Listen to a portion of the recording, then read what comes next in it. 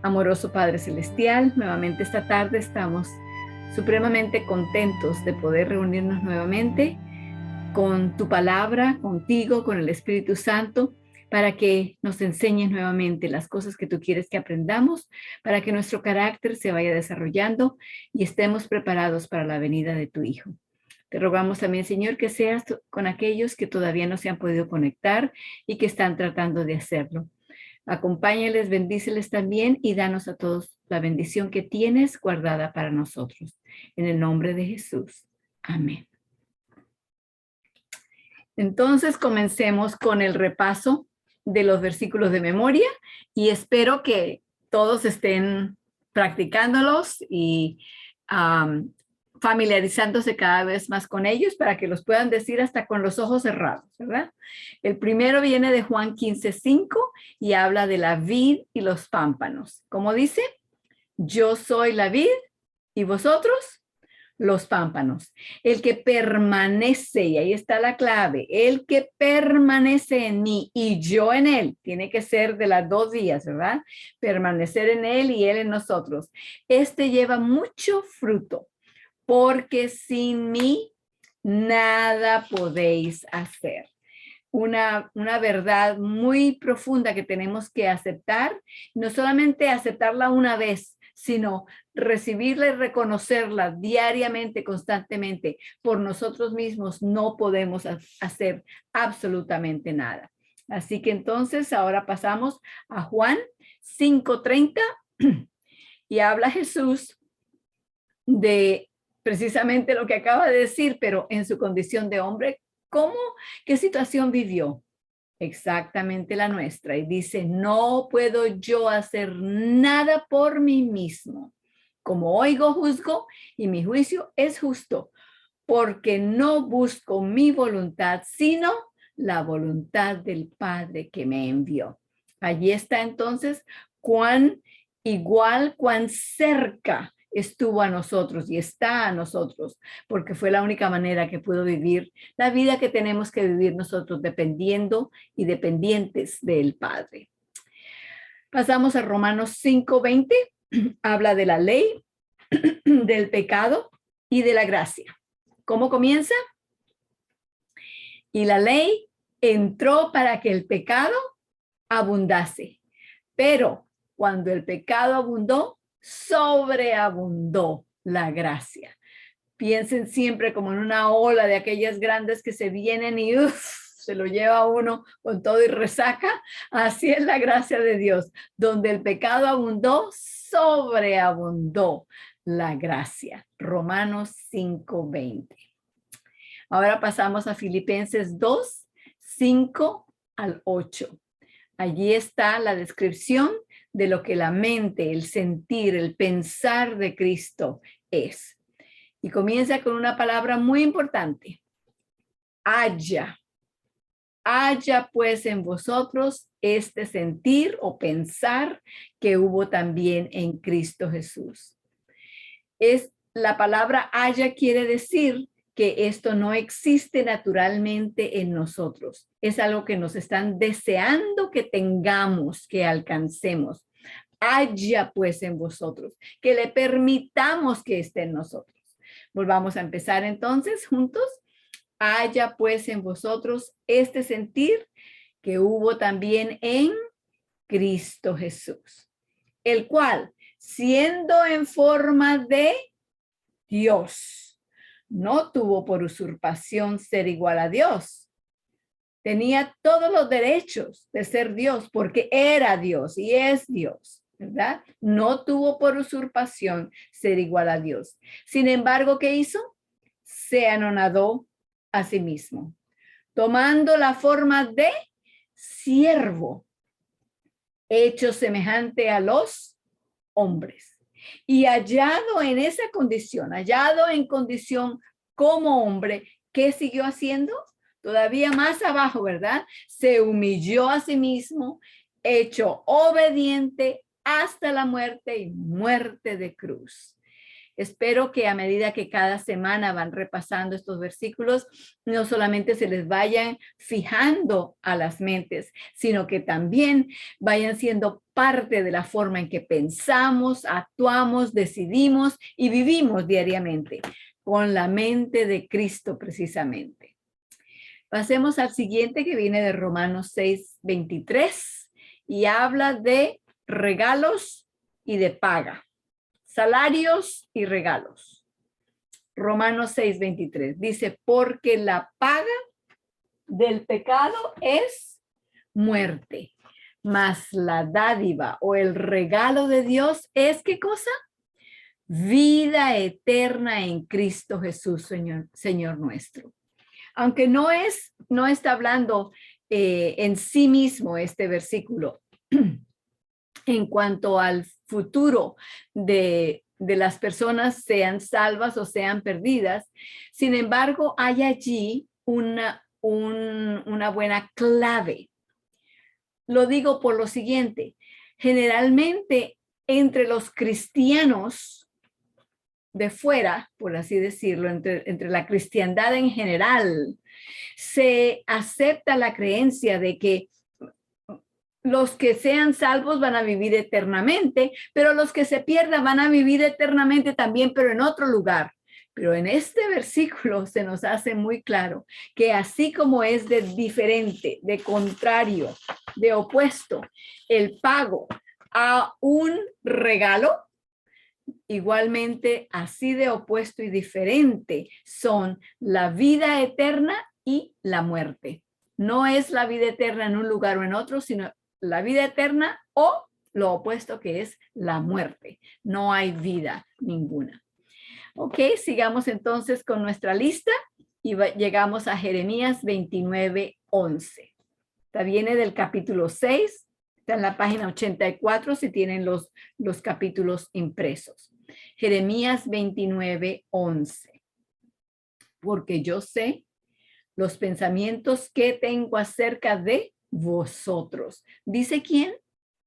Dice Jehová, pensamiento de paz y no de mal, para daros un futuro esperado.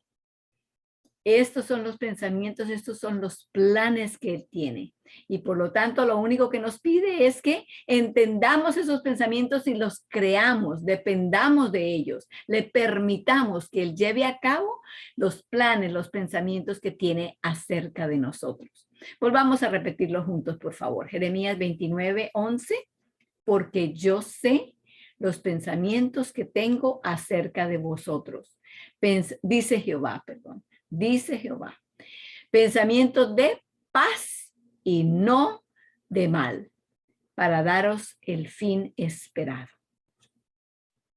Esto nos lleva entonces a Gálatas 5:6, que es del capítulo 7 en el cual estamos ahora mismo, el capítulo que se titula Santificados por la Fe. Gálatas 5:6 nos explica y pone allí un resumen bastante conciso, pero bastante completo de la relación entre la fe y las obras. Entonces dice que, porque en Cristo Jesús ni la circuncisión vale algo, ni la incircuncisión, sino que la fe que obra por el amor. Y espero que a medida que vayan repasando sus lecciones y tal vez hasta usando los videos, entonces allí vean cómo hemos desglosado este versículo, como hemos inclusive puesto allí, hemos reemplazado algunos valores, por así decirlo. En vez de poner la circuncisión, hemos puesto el sábado, hemos puesto la guarda de la ley, el bautismo, etcétera. Cosas así que naturalmente, por nuestro estado pecaminoso, llegamos a pensar que son acciones, obras, actitudes nuestras que nos van a ganar algo. No, en Cristo Jesús ni la circuncisión, ni el sábado, ni los mandamientos, ni el bautismo, ni nada vale algo, sino que la fe de Jesús que obra en nosotros todas esas cosas por el amor, pero tienen que ser obradas por Él en nosotros, que se lo permitamos. De otra manera, si vienen de nosotros mismos, no tienen ningún valor. Es más, son trapos ¿de qué? Trapos de inmundicia. Así es. Bueno, de allí entonces también aprendimos una definición en cuanto a la fe. Una definición que nos demuestra exactamente cómo es que la fe obra en nosotros, la fe de Jesús, ¿verdad? La fe es el esperar que la palabra de Dios haga lo que dice. Vivimos con esa esperanza, vivimos con esa actitud de expectativa. La expectativa de que la palabra de Dios va a hacer lo que dice que va a hacer. Y el segundo fundamento de esta fe es depender de que esa palabra por sí misma hará lo que dice. Esos dos fundamentos los vemos muy bien expresados, no solamente en la Biblia, en las vidas de muchas personas que allí se nos cuenta, sino también vamos a hablar esta noche en cuanto a Jesús. En su momento más difícil, vamos a ver cómo esa fe operó en Jesús. Estamos entonces en el capítulo 7 todavía, santificados por la fe, el título del capítulo, y habíamos quedado en la página 101, hacia la mitad de la página. Habíamos hablado previamente en cuanto a las tentaciones de Cristo, no todas, las 3 que hubo enseguida después de su bautismo, 40 días después de su bautismo, y entonces habíamos estado viendo cómo él había sido victorioso sobre esas tentaciones. Y habíamos llegado a la conclusión que si de verdad vamos a llevar a cabo, vamos a permitir que la fe de Jesús se lleve a cabo en nosotros, entonces, de acuerdo a esto, entonces tenemos que conocer la palabra de Dios, porque si vamos a esperar, a estar a la expectativa de que la palabra de Dios va a hacer lo que dice y vamos a depender de que esa palabra misma va a hacer lo que dice, entonces tenemos que conocer la palabra. ¿Cómo vamos a esperar en algo que no conocemos? ¿Cómo vamos a depender en algo que no sabemos? Precisamente por eso Cristo fue victorioso en las tentaciones, no solamente las que tuvo en el desierto, sino a través de toda su vida hasta el mismo final. Fue victorioso porque conocía intrínsecamente la palabra de Dios y podía saber lo que decía y lo que él podía esperar que hiciera, por lo tanto. Entonces habíamos llegado a la mitad de la página 101 y habíamos leído una cita del deseado de todas las gentes, de la página 95. Allí voy a regresar entonces para que comencemos con esa cita. Habíamos dicho que habían 2 palabras allí que queríamos estudiar más de cerca. Así que voy a leer la cita que menciona allí en el capítulo y dice: Jesús hizo frente a Satanás con las palabras de la Escritura: escrito está. Así dijo él. Escrito está, dijo. En cada tentación, el arma de su lucha era la palabra de Dios. Satanás exigía de Cristo un milagro como señal de su divinidad. Pero aquello que es mayor que todos los milagros, una firme confianza en una sí, dice Jehová, era una señal que no podía ser controvertida.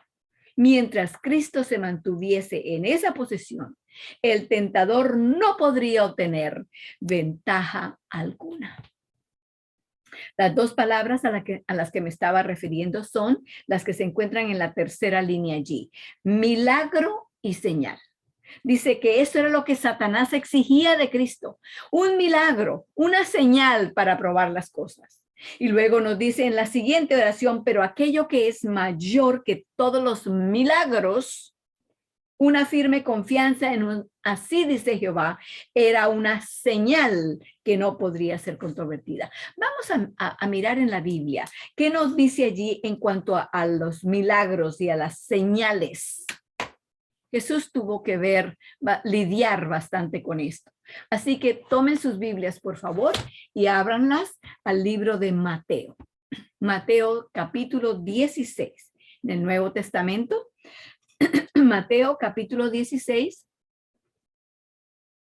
Vamos a comenzar del versículo 1 al 3. Y ahí está ya en el chat, si lo quieren leer directamente en su pantalla. Mateo 16, versículos 1 al 3. Y dice, y llegándose los fariseos y los saduceos para tentarle, le pedían que les mostrase señal del cielo. ¿Quiénes son estos individuos? Dice los fariseos y los saduceos. Quiero que entendamos algo enseguida, aquí de primera entrada, que veamos lo que está sucediendo aquí. Los fariseos y los saduceos eran sectas religiosas y estos representantes de esas sectas venían ya con su mente hecha y fundada en lo que ellos creían y de allí nadie los iba a cambiar. Los saduceos no creían en la resurrección. Entonces, ¿a qué venían? A que Cristo les mostrara alguna señal, algún milagro, si ya tenían la mente hecha, ya habían decidido lo que iban a decidir. No nos vayamos muy lejos, no señalemos mucho aquí a los fariseos y a los saduceos, porque tal vez a ustedes les ha sucedido lo mismo. Yo he tenido varias circunstancias, varias veces, en las que, por ejemplo, dándole un consejo, ayudando a una persona, sea joven o ya mayor, y diciéndole, sabes, esa amistad que tienes con esa persona del sexo opuesto, siendo que esa persona no está fundamentada en la palabra, no cree las mismas cosas que tú crees, no es una buena relación, no es una amistad que debes proceder y llevarla con miras a un matrimonio. Muchas veces me han contestado, ay, no se preocupe, hermana, no se preocupe, yo sé lo que la Biblia dice, pero yo estoy orando en cuanto a esto, yo estoy orando. ¿Para qué estamos orando? ¿Para torcerle el brazo a Dios? ¿Para que Él cambie de pensar? ¿Para que nos dé una señal? Así me han dicho varias personas. No. Yo le pedí una señal al Señor y el Señor me mostró que estoy por el camino bueno, por el camino correcto. ¿Cómo puede el Señor mostrarnos un milagro, una señal que vaya en contra de lo que su palabra ya nos ha dicho? Y dice su palabra, no os juntéis en yugo con los infieles. ¿Qué estamos haciendo entonces? Si creemos que Dios con una señal o un milagro nos va a mostrar lo contrario de su palabra, estamos haciendo que Dios sea mentiroso. ¿Por qué? Porque Él no cambia. Él es el mismo ayer y hoy y por los siglos. Y si creemos que con una señal ya su palabra entonces se puede cambiar y echar para un lado, entonces no sabemos lo que es su palabra. O estamos pensando que Dios es tan cambiante como nosotros los humanos somos, que las leyes de Él y la guía que nos ha dado es tan buena como las leyes humanas, que hoy son así, mañana son así y pasado mañana cambian otra vez. Entonces, sigamos leyendo de Mateo 16, 1 al 3. Vinieron los fariseos y los saduceos para tentarlo y le pedían que les mostrara señal del cielo. Versículo 2. Mas él respondiendo les dijo, cuando es la tarde del día, decís sereno, porque el cielo tiene arreboles. Y en la mañana, hoy habrá tempestad, porque tiene arreboles el cielo triste. Hipócritas, que sabéis hacer diferencia en la faz del cielo, en la forma en que el cielo se ve, ya saben qué es lo que va a pasar. Y en las señales de los tiempos no podéis. ¿Cómo me vienen a pedir a mí ahora ustedes? Les está diciendo Jesús en otras palabras. ¿Cómo me vienen a pedir una señal cuando que ustedes ya lo saben todo? Si ustedes hasta el tiempo lo pueden descifrar. Entonces, ¿por qué me piden a mí que les descifre algo? Lo cual tienen la palabra de Dios allí. Entonces, ¿para qué me vienen a pedir señales y milagros? Esta no fue la única vez que a Cristo le tocó lidiar con esto. Vamos al libro de Marcos. Mateo, Marcos, así que es el libro que le sigue a Mateo. Marcos capítulo 8, versículo 11. Marcos 8, versículo 11. Y allí mismo, en ese capítulo, vamos a ver una contradicción que verdaderamente, como dice que Cristo tenía que ser perfeccionado por la contradicción de los hombres, ¿verdad? Vamos a ver la contradicción. Capítulo 8, versículo 11. Versículo 11 dice, y vinieron los fariseos, nuevamente, las mismas personitas, y comenzaron a altercar con él, pidiéndole señal del cielo, tentándole. Si ustedes van en sus Biblias, si las tienen allí frente a ustedes, y ustedes se regresan un poquito del versículo que acabamos de leer y van al versículo 9, van a encontrar algo bastante curioso. Curioso por no decir otra palabra. Dice allí en el versículo 9, y eran los que comieron como 4,000 y les despidió. ¿Qué acababa de suceder entonces? Jesús había terminado, estaban recogiendo todavía los pedazos de lo que había sobrado, de haber hecho un milagro con la comida y haber alcanzado a darles de comer a 4,000 personas más o menos. Y ahora vienen los fariseos y le dicen, oye, ¿por qué no nos das una señal del cielo? ¿Y qué fue lo que acababan de ver? ¿Una señal de dónde? ¿O no era señal suficiente? Para las personas que viven de señales, nunca hay suficientes. Y ese es el peligro de las señales y de los milagros. Que si el Señor, por ayudarnos, por aumentar nuestra fe, hace un milagro, cumple una señal que le pedimos, entonces es muy fácil para el ser humano que vive de ver con los ojos y no por la fe. Es muy fácil para nosotros entonces acostumbrarnos a las señales y no querer dar un paso por lo que dice la Biblia, sino vemos una señal. Y así mismo estaban haciendo estas personas, de manera que estaban ya tentando a Dios, probándolo, haciéndole un examen a ver si lo pasaba. Hay más. Vamos a Juan, capítulo 2. Juan, Mateo, Marcos, pasamos por encima de Lucas y llegamos a Juan. Juan, capítulo 2. Aquí vamos a leer de los versículos 18 al 22. Juan, capítulo 2, versículos 18 al 22. Dice, y los judíos respondieron y le dijeron, ¿qué señal nos muestras de que haces esto? Respondióle Jesús y les dijo, destruid este templo y en 3 días lo levantaré. Vamos a ver qué tan serio era el pedido de que les mostrara una señal.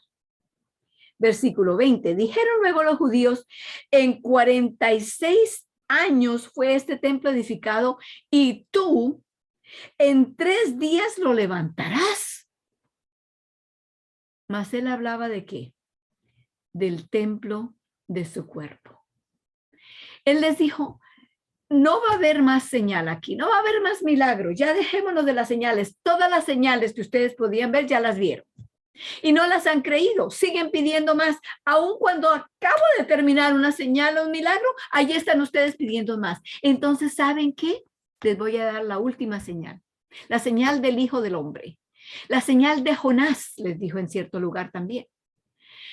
Cuando ustedes vean que este cuerpo que tengo va a ser destruido y va a ser levantado dentro de 3 días, así como estuvo Jonás en el vientre de la ballena, si con esa no creen, no van a creer nunca. Bueno, vamos a ver Juan 6:30. Sigan unos capítulos más adelante. Juan 6:30.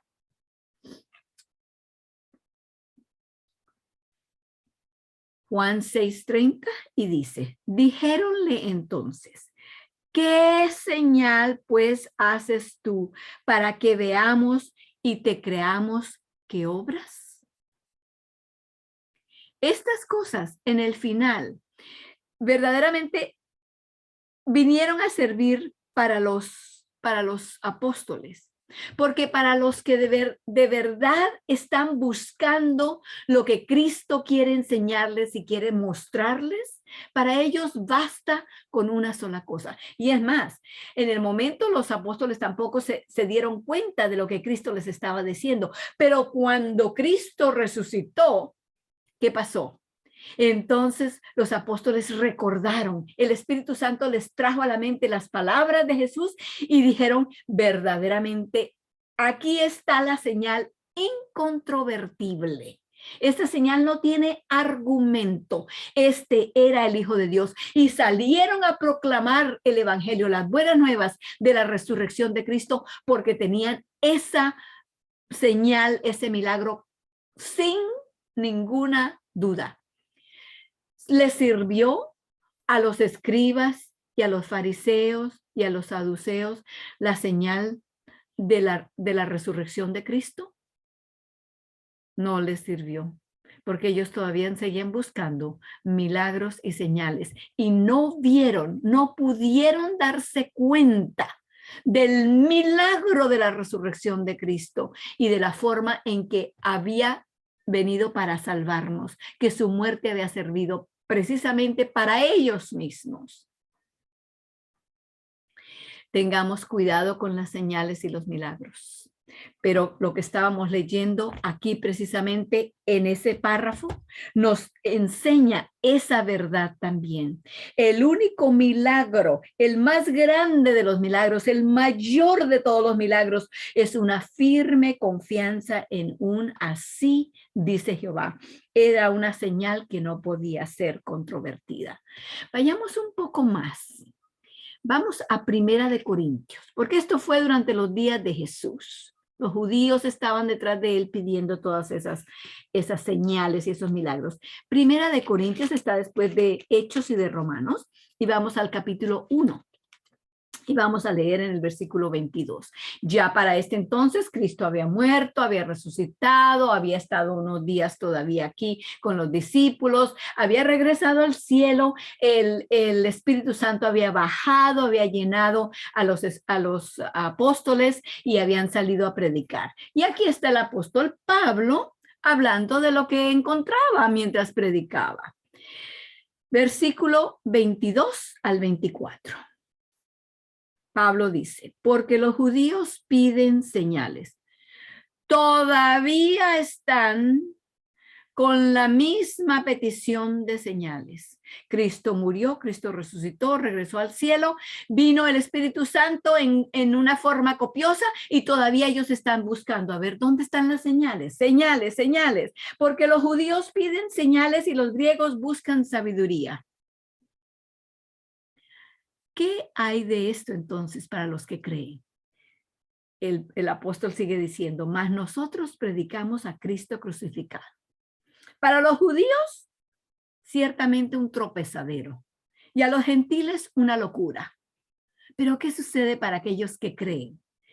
Versículo 24, empero a los llamados, sean judíos o griegos, ¿qué es lo que Cristo es? Cristo es potencia de Dios y sabiduría de Dios. No hay necesidad de señales y de milagros. Ya Cristo los hizo, los podemos leer. Y el hecho de que tú y yo estemos aquí por la invitación del Espíritu Santo a estudiar la palabra de Dios, esa es una señal suficientemente grande que espero que cada uno de nosotros la notemos, la tomemos en cuenta y la recibamos como una señal, un milagro de Dios que podamos entender y que creamos en la palabra de Dios. ¿Qué más señal buscamos? Pasemos entonces nuevamente ahora al libro donde estábamos leyendo en la página 101 y vamos a seguir de allí donde dejamos la vez pasada. Cuando Cristo venga, estará buscando ver si hemos sido hechos partícipes de su naturaleza divina. ¿Cuál es la más grande señal de que así lo somos? Por una firme confianza en un así dice Jehová. Mientras Cristo se mantuviese en esa posición y mientras nosotros, por la gracia y la fe de Jesús, nos mantengamos en esa posición, el tentador no podrá obtener ventaja alguna. Cristo dependió de que la palabra se cumpliera a sí misma. Él confió que lo que Dios había dicho lo haría. Ahora incrustemos esto a nuestro entendimiento. Para esto vamos a ir a Juan 1 del 1 al 3 y luego el versículo 14. Juan capítulo 1, versículos 1 al 3 y el 14. Ya hemos leído esto anteriormente, pero vamos a ver en qué forma esto nos enseña más en cuanto a ser santificados por la fe. Comienzo a leer y dice, en el principio era el verbo. En inglés dice, en el principio era la palabra. Bueno, el verbo es una palabra de acción, ¿verdad? Denota acción. Entonces, en el principio era el verbo o la palabra, y el verbo era con Dios, y el verbo era Dios. Este era en el principio con Dios.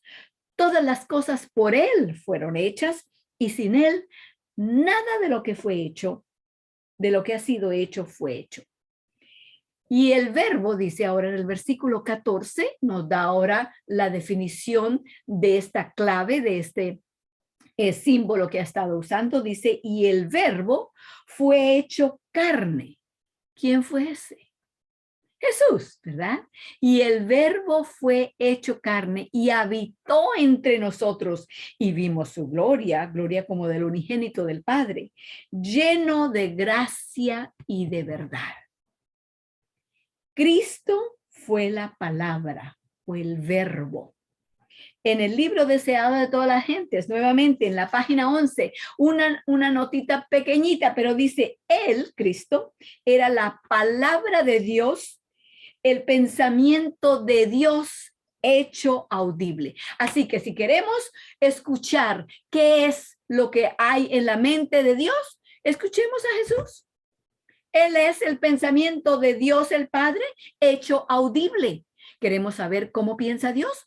Miremos a Jesús, estudiemos a Jesús, aprendamos a Jesús y estamos aprendiendo, escuchando y creyendo en lo que Dios piensa, en sus mismos pensamientos. Esa palabra, sigo leyendo, o verbo, se hizo carne. Él fue hecho carne para que por gracia de Dios gustase la muerte por todos. Al que no conoció pecado, lo hizo pecado ¿por quién? Por nosotros, para que nosotros fuésemos hechos justicia de Dios en él, de acuerdo con 2 de Corintios 5:21. Y como hombre, él soportó lo que nosotros debemos soportar. Ahora, me gustaría que leamos una vez más del libro, Deseado de todas las gentes, página 701, para demostrar qué tal fue su fe, la fe de Cristo. Página 701 comienza con las palabras sobre Cristo como sustituto. Les digo esas palabras, ese comienzo, para que cuando lo estén leyendo del libro lo vayan a buscar. Puede que sea otra versión, una pasta diferente y las páginas no sean lo mismo, pero si entonces comienzan, buscan sobre Cristo como sustituto, podrán encontrarlo un poco más fácil. Entonces dice, sobre Cristo como sustituto y garante nuestro, fue puesta la iniquidad de todos nosotros. De paso, esto está en la sección donde se habla el juicio y la crucifixión de Cristo. Ya verán que de eso va a hablar. Fue contado por transgresor, a fin de que pudiese redimirnos de la condenación de la ley. La culpabilidad de cada descendiente de Adán abrumó su corazón. La ira de Dios contra el pecado, la terrible manifestación de su desagrado por causa de la iniquidad, llenó de consternación el alma de su Hijo. Toda su vida, Cristo había estado proclamando a un mundo caído las buenas nuevas de la misericordia y el amor perdonador del Padre. Su tema era la salvación, aún para el principal de los pecadores, el más grande de los pecadores. Pero en estos momentos, sintiendo el terrible peso de la culpabilidad que lleva, no puede ver el rostro reconciliador del Padre. Al sentir el Salvador que de él se retraía el semblante divino en esta hora de suprema angustia, atravesó su corazón un pesar que nunca podrá comprender plenamente el hombre. Tan grande fue esa agonía que apenas le dejaba sentir el dolor físico. Sigue allí citando todavía el siguiente párrafo, pero quiero agregar lo siguiente. Para nosotros, cuando pensamos en lo que él sufrió, los golpes, los azotes, la vergüenza, todo aquello, en eso es fácil para nosotros enfocarnos, porque conocemos lo que es el dolor, conocemos lo que es la vergüenza, y eso se lleva a nuestro pensamiento y con eso simpatizamos. Pero para Cristo, esas cosas que en los videos y en las películas y en Hollywood ponen todo lo que puedan de rojo y de sangre y de golpes y de todo aquello, eso no fue lo que mató a Jesús. Dice allí que apenas lo sintió. Casi no lo sintió. ¿Qué fue lo que mató a Cristo? No fueron los golpes, no fueron los lancetazos, no fueron ninguna de esas cosas. No fue ni siquiera estar sin comer desde la noche anterior, despierto toda la noche mientras estaba en el juicio. Nada de eso fue lo que lo mató a él, ni siquiera la asfixia. Lo que lo mató fue ese corazón quebrantado, porque llevaba el pecado y la culpabilidad mía y de todos nosotros y cada uno de nosotros. Sigo leyendo en el siguiente párrafo. Dice, con fieras tentaciones, Satanás torturaba el corazón de Jesús. ¿Con qué clase de palabras? Lo mismo que le había dicho antes. Oye, si eres el Hijo de Dios, ¿recuerda cómo se mofaban de él? Y le decían, si es el Hijo de Dios, pues que baje de la cruz. Que llame al Padre y le pida nomás que lo saque de allí. La misma tentación, a dudar de su Padre. Igual que la tentación del desierto. Sigo leyendo. El Salvador no podía ver a través de los portales de la tumba.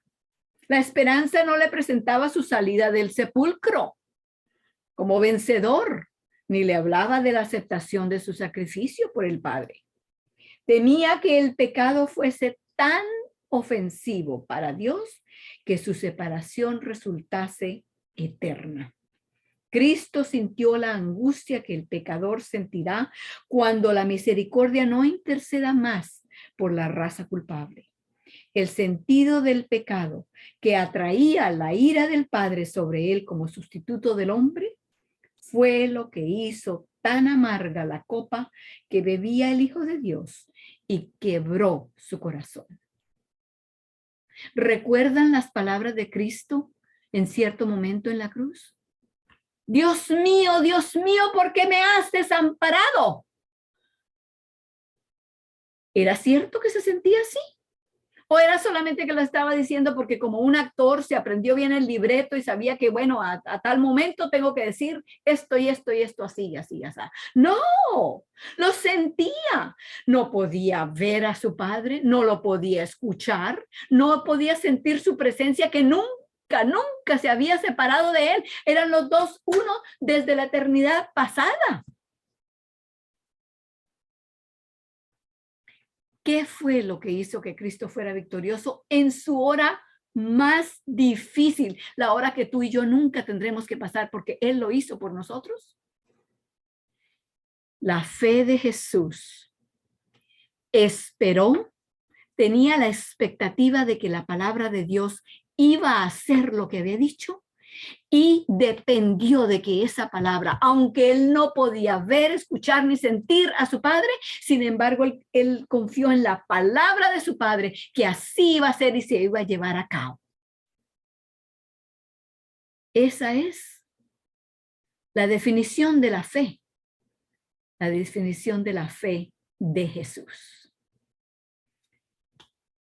Esto ahora es en el siguiente párrafo, no es parte de la cita del libro del deseado de toda la gente, y dice, todo estaba tan negro, tan oscuro, que él no podía ver a través de los portales de la tumba.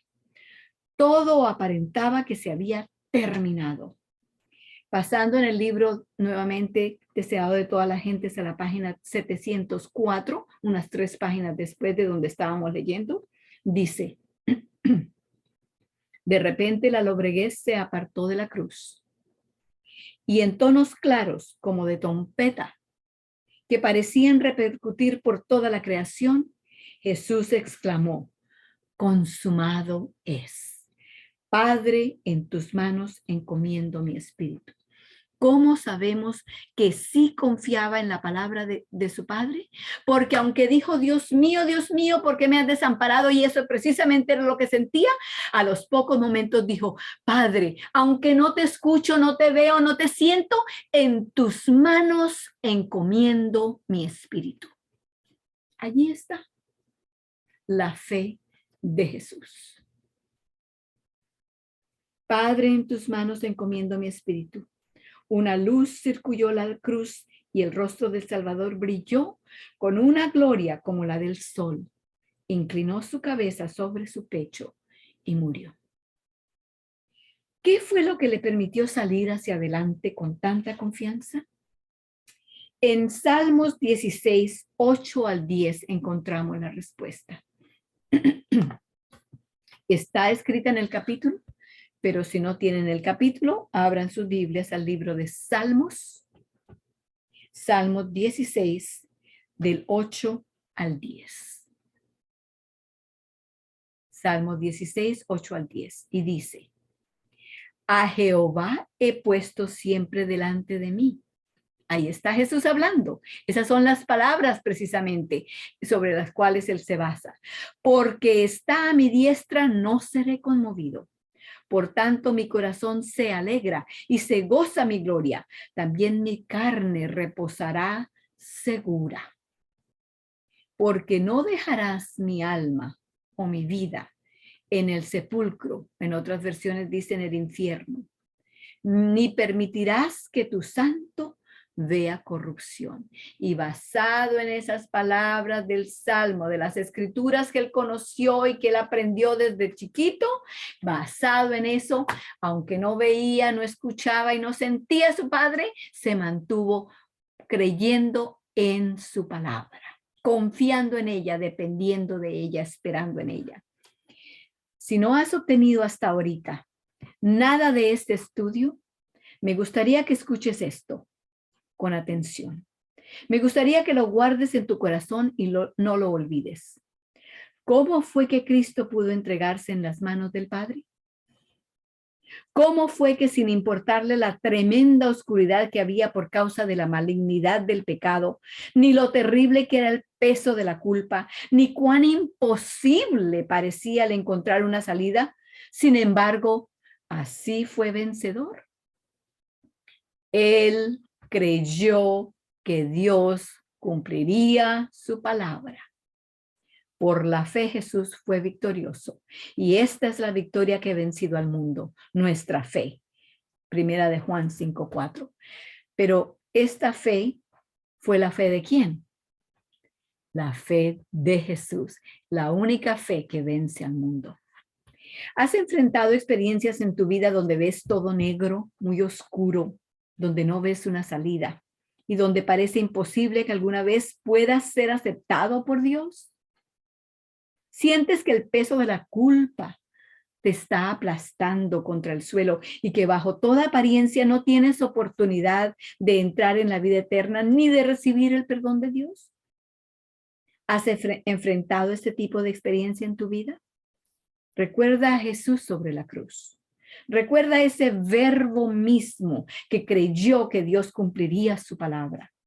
Si tú posees la fe de Jesús, no estarás ocioso. No esperarás hasta sentir que estás sano, sino que creerás en su palabra.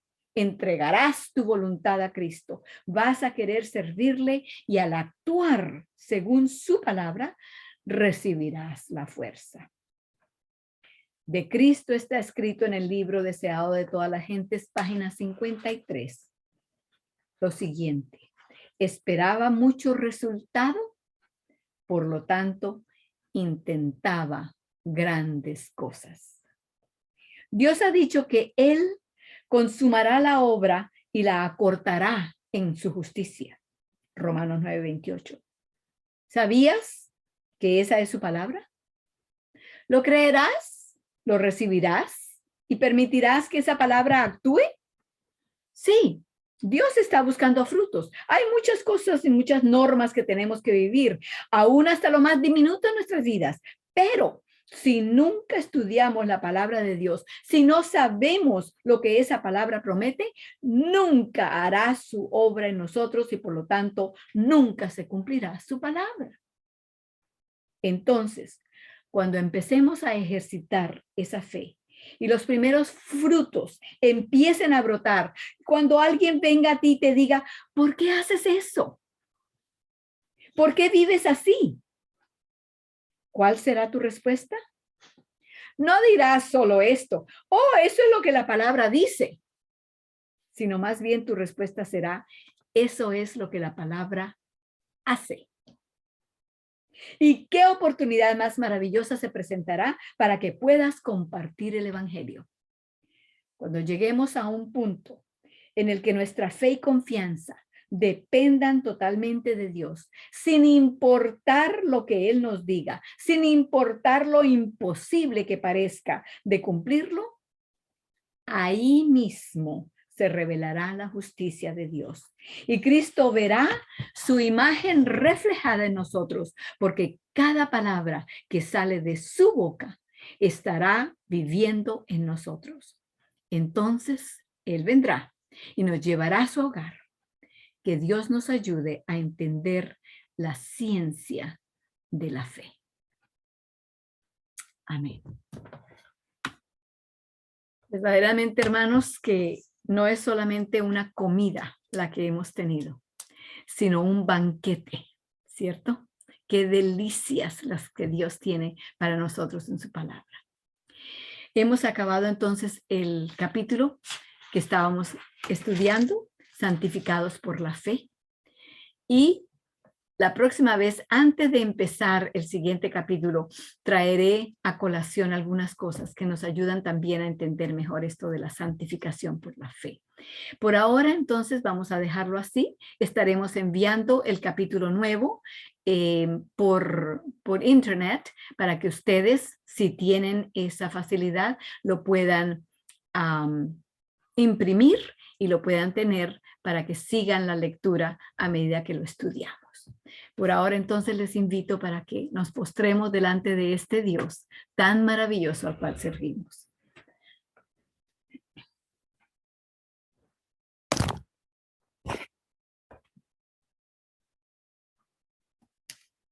Oremos. Amoroso Padre Celestial, nuestros corazones rebosan de agradecimiento por lo que hemos estudiado esta noche, por lo que tu Espíritu Santo nos ha mostrado. Qué milagros hemos visto, qué señales tan preciosas, Señor. No necesitamos ninguna otra. El hecho de que tú nos recibas siendo pecadores y nos perdones y nos transformes, ¿qué más milagro puede haber que ese? Señor, ayúdanos a depender de tu palabra, para que así el enemigo no nos confunda ni nos vaya a apartar de ti con sus milagros y sus señales, porque Él sabe que si nosotros estamos buscando señales y milagros, Él también nos puede embobar, nos puede embelezar, con sus milagros y sus señales. Señor, que estemos fundamentados en la roca que es Cristo. Te lo pedimos en su bendito nombre.